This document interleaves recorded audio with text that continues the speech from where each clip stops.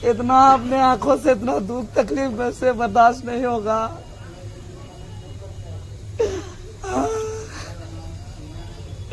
आज यही सब आवाज उठाने के लिए हम घर छोड़ दिए। मेरा माँ हमको छोड़ के चल गई, सेवा नहीं कर पाए, आज आवाज उठा रहे तो हमको मार दिया जा रहा है। ये तो हमको बचा लिया मेरा साथी लोग, नहीं तो आज तो मारने का प्लानिंग था, वहीं पे मराने का प्लानिंग था। ऐसा घेर के जैसे कोई टेररिस्ट आतंकवादी है, कितना बड़ा गुनाह किए हैं। जैसा मेरे ऊपर का लाठी मेरा दोस्त लोग अपना शरीर में खाया, अपना बदन में लिया, तब जाके अभी हम जिंदा है, नहीं तो अभी हम जिंदा भी नहीं रह पाते।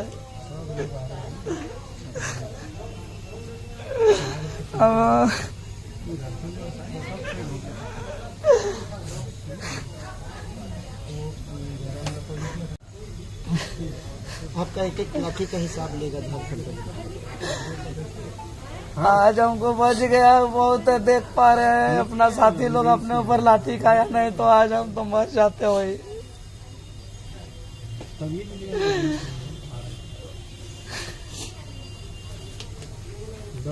लाज शर्म लगना चाहिए सरकार को, लाज लगना चाहिए, लाज में मर जाना चाहिए। मोराबादी मैदान में क्यों बात नहीं किया आज तक जाके, क्यों मांग पूरा नहीं किया? अभी 4 बजे बोला था, हम तो कोई पहला दूसरा दिन नहीं गए थे। नहीं आएगा, साजिश है, सब साजिश है। बात करो ना वैसे ना इस राज का।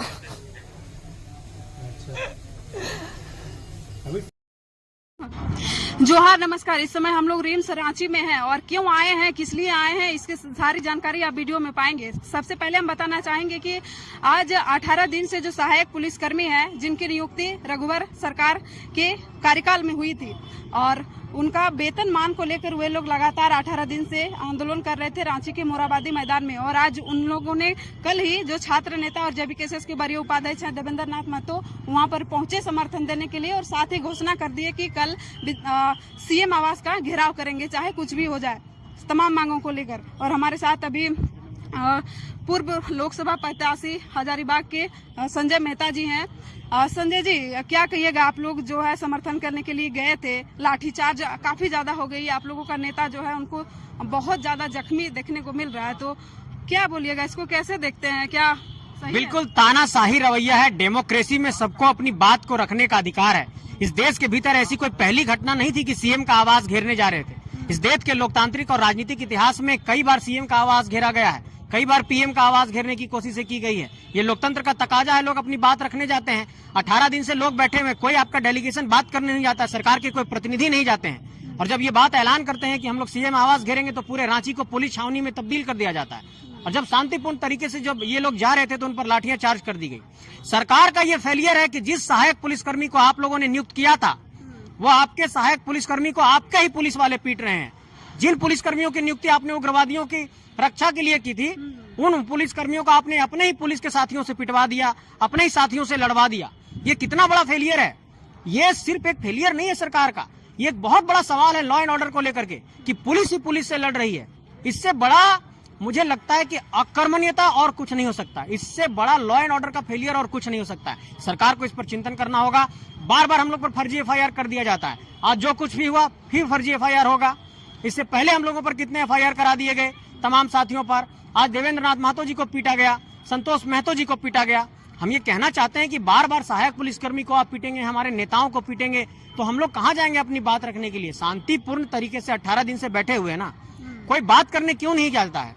ये सरकार में इतनी तानाशाही रवैया क्यों? अपनी कुर्सी बदलनी होती है 5 मिनट में बदल लेते हैं। कभी आप चंपई चाचा को हटाते हैं, खुद बैठते हैं।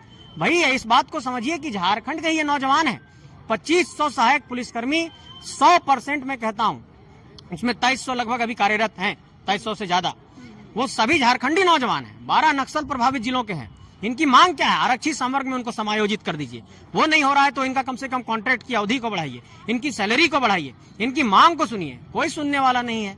यही आक्रोश है। सरकार को लाठी नहीं बरसाना चाहिए था, पुलिसकर्मियों को नहीं मारना चाहिए था, और बेटियों को मारा गया है। जो महिला पुलिसकर्मी आंदोलन के लिए आई थी, उन लोगों को पीटा गया है। ये बहुत ही गलत हुआ है, झारखंड के अंदर गलत संदेश गया है। और मैं ये कहना चाहता हूं कि जो दिशोम गुरु के सपनों का झारखंड बनाने का सपना था, उनके बेटे इस राज्य के सरकार को चला रहे हैं। उनको इस बात पर चिंतन करना चाहिए कि आखिर ऐसी स्थिति राज्य के अंदर क्यों उत्पन्न हो रही है। कुछ लोग कह रहे हैं कि ये राजनीतिक मुद्दा है और आप लोग जैसे जेबीके से आप लोग का समिति है, आप लोग भी चुनाव पहुंच रहा है, चुनाव में उतरेंगे, तो कुछ लोग इसको राजनीतिक नजरिया से देख रहे हैं। कोई राजनीतिक मुद्दा नहीं है। बड़ी उम्मीद से इस सरकार को हम लोगों ने ही बनाया था। रघुवर दास जी की जब सरकार को हटानी थी, उस वक्त भी हम लोगों ने ही आंदोलन किया था कि झारखंडी सरकार बनेगी। बड़ी उम्मीद से झारखंडी सरकार बनाया हम लोगों ने। लेकिन कहाँ झारखंडी हक अधिकार की बात हो रही है? ना नियोजन नीति बनता है, ना स्थानीय नीति बनता है, ना यहाँ पर 3rd 4th ग्रेड में आप आरक्षण देते हैं, ना यहाँ के प्राइवेट सेक्टर में लोगों को आरक्षण देते हैं, ना पर यहाँ पे ओबीसी का रिजर्वेशन मिलता है, ना 77% का रिजर्वेशन होता है, ना सरना वालों को धर्म कोड मिलता है। क्या चीज हुआ है?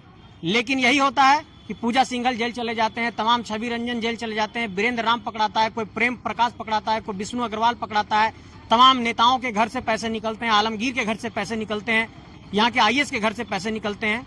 तो इतना भ्रष्टाचार का पैसा आप लोगों के पास है, लेकिन 10,000 से वो कह रहे हैं कि 30,000 रुपया हमारी सैलरी करिए, तो उसके लिए आपके पास पैसा नहीं है।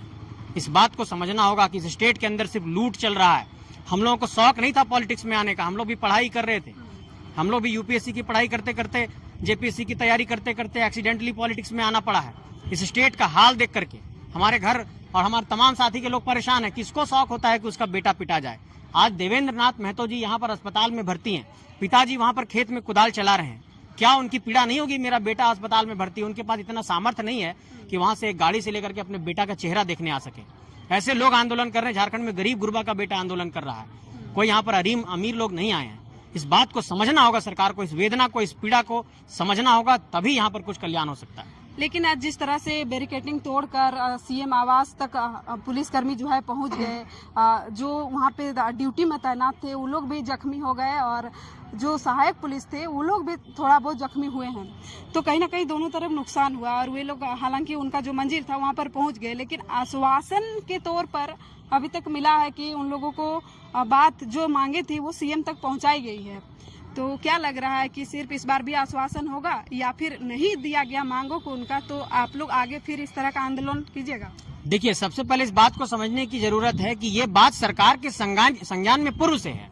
ऐसा नहीं कि सरकार के संज्ञान में नहीं है। सरकार खुद चाहती है कि कहीं ना कहीं इनको प्रोवोक कर दिया जाए, और इस तरीके से प्रोवोक करने के बाद सब्र का बांध टूटता है। किसी को शौक नहीं है कि पुलिस से झड़प हो, फर्जी FIR हो, केस हो, मुकदमे हो, कोई किसी से लड़ना नहीं चाहता है। लेकिन देखिए, इन सहायक पुलिसकर्मियों, ये जो सहायक पुलिसकर्मी है झारखंड के अंदर, 2500 सहायक पुलिसकर्मियों की नियुक्ति के वक्त यही कहा गया था कि आने वाले वक्त में विचार किया जाएगा, इनकी सैलरी बढ़ाई जाएगी। आज ये मांग कर रहे हैं। आज आपने कहा कि अभी जब कोई विचार विमर्श नहीं हो पाया है, कोई लिखित आश्वासन नहीं मिल पाया, तो आपके मौखिक आश्वासन का कोई महत्व है नहीं। फिर हम कहाँ जाएंगे, किससे लड़ने जाएंगे?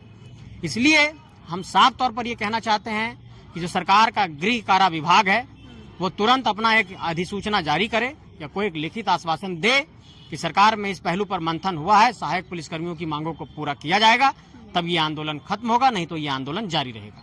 जयराम महतो अपने आप को क्रांतिकारी युवा छात्र नेता बताते हैं, लेकिन आज वो नहीं पहुंचे, क्या कारण रहा होगा?